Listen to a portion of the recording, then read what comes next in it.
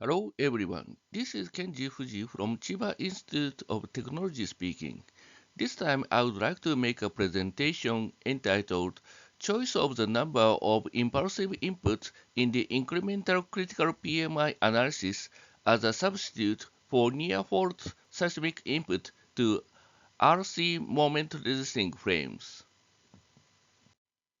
So let us start from introduction. Incremental critical PMI analysis is a parametric analysis based on the critical PMI analysis, which was originally proposed by Dr. Akehashi and Professor Takewaki. In the critical PMI analysis, seismic input is simplified as a mulch impulse. Then a impulsive lateral force proportional to the first mode vector is applied to the building model. Therefore, it oscillates predominantly in the first mode. It is very important to mention that the timing of acting impulse is determined to maximize the input energy to the model. So, this timing is automatically determined during the analysis. In the incremental critical PMI analysis, the pulse velocity is increasing gradually to obtain the structural response from linear elastic range to the predetermined response level. Therefore, the relationship between the seismic intensity and the structural response is obtained. This figure shows an example of the relationship obtained from the incremental critical PMI analysis results. In this figure, three curves are shown. The difference of these three curves is the assumed number of impulsive inputs, MP. This MP is a key parameter of this analysis. This blue curve is the results obtained when NP is small, while this red curve is the result obtained when NP is large. So I would like to discuss the question how to choose proper NP. This graph represents a time history of cumulative energy input of the first modal response. The horizontal axis represents the time and the vertical axis represents the energy per unit mass. So the ratio of the two equivalent velocities, that is, that of the cumulative input energy of the first modal response and that of the maximum momentary input energy of the first modal response, would be the key parameter to choose the suitable NP. So, in this study, a suitable NP to represent the response of 8-story reinforced moment resisting frames subjected to near fault earthquake ground motion is investigated. Next, I would like to explain the building and ground motion data. In this study, two types of 8-story moment resisting frame building models are considered. Both models are used in the previous study. Type O shown in the left side is a model without steel damper columns, while type DP shown in the right side is a model with steel damper columns. The natural periods of the first mode in the initial stage are 0.740 seconds and 0.561 seconds for the type O and type B DP models, respectively. The nonlinear behavior of the RC members and steel damper columns are modeled as in the previous study. In this presentation, only the case the parameter C equals 0.25 is shown. In this case, the significant pinching behavior is considered in RC members.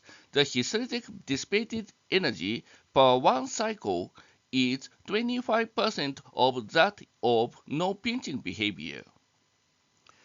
The hysteric model applies for the damper panel in steel damper columns is shown here. The strain hardening effect is considered in this model. In this study, the velocity pulse model proposed by Mavrodis and Papageorgiou is used. The three normalized time history of ground accelerations are shown in the left. In the study, two parameters are considered. The first parameter is the pulse period Tp. Here, Tp varied from 0.5 seconds to 2.5 seconds with an interval of 0.1 seconds. The second parameter is gamma, which controls the number of pulsive inputs. The parameter gamma was set to 1, 2, and 3, while the peak velocity was set 0.5 meter per second, which is considered as a constant value. This graph shown in the left is the normalized V delta E spectrum, which is the equivalent velocity of the maximum momentary input energy spectrum normalized by the peak ground velocity. Here, the complex damping was set to 0.10. In this study, the peak ground velocity was set to 0.5 meter per second. Therefore, the largest V delta E for gamma equals 1 is 0.683 meter per second. Similarly, the largest V delta E for gamma equals 2 is 1.003 meter per second, and the largest V delta E for gamma equals 3 is 1.220 meter per second. Next, I would like to explain the analysis method. The two parameters of incremental critical PMI analysis are considered in this study. The first parameter is the pulse velocity Vp. Vp was incremented from 0.10 meter per second until the equivalent velocity of the maximum momentary input energy of the first modal response V delta E1 star exceeds 1.3 meter per second. The second parameter is the number of impulsive inputs Np. Np was set to 2, 4, and 6. In the following discussions, the cases Np equals 2, 4, and 6 are referred to as PDI, PMI4, and PMI6 respectively. From the incremental critical PMI analysis results, the value of Vp, which corresponds to the largest V delta E, was found. This graph shows the relationship between V delta E1 star and Vp for each Np. The value of Np for each velocity pulse model can be found, as shown here. So, I would like to show you the analysis results. This graph shows the two equivalent velocities. The horizontal axis represents the equivalent velocity of the cumulative input energy of the first modal response, and the vertical axis represents that of the maximum momentary input energy of the first modal response. The colored three curves are obtained from the incremental critical PMI analysis results, while the circle plots are obtained from the nonlinear time history analysis results.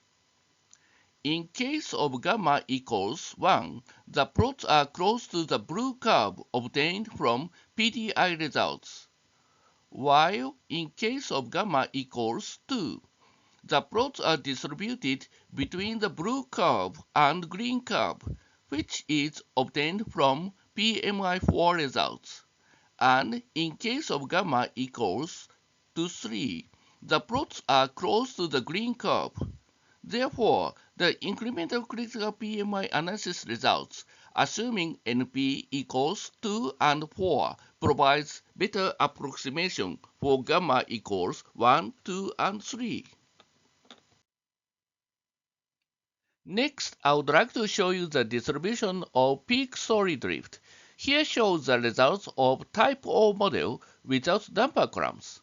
In this graph, each of gray curve indicates the nonlinear time history analysis results, and black thick dashed line indicates their envelopes. In addition, the colored curves indicate the results obtained from the incremental critical PMI analysis results, which corresponds to the largest V delta E for each gamma. The results obtained from PMI4 approximate the envelopes of the nonlinear time history analysis results. In addition, the results obtained from PDI are close to the envelopes. However, the results obtained from PMI6 are too conservative. Therefore, for type O, envelopes of the nonlinear time history analysis results are approximated by the incremental critical PMI analysis results, assuming NP equals 2 and 4. Next graph shows the peak story drift of type DP model with steel damper columns.